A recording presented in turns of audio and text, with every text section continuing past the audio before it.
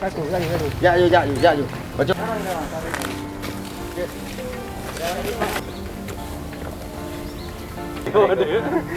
Ini.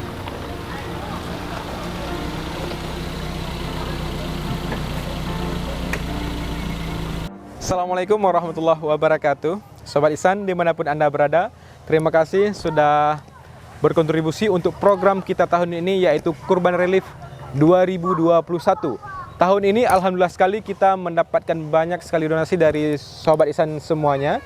Kita bisa mendistribusikan kurban ke 20 titik yang ada di Provinsi Aceh yang terbagi di beberapa kabupaten kota.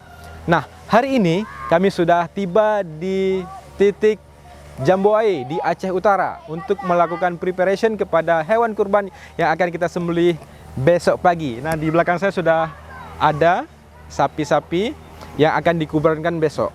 Nah, sapi ini besoknya akan dikurbankan setelah selesai salat Idul Adha.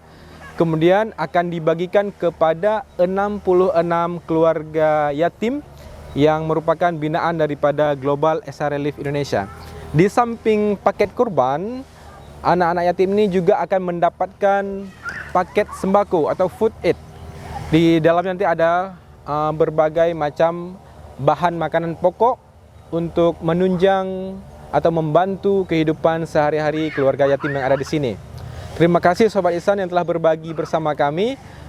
Stay tune di Global SR Relief Indonesia. Assalamualaikum warahmatullahi wabarakatuh.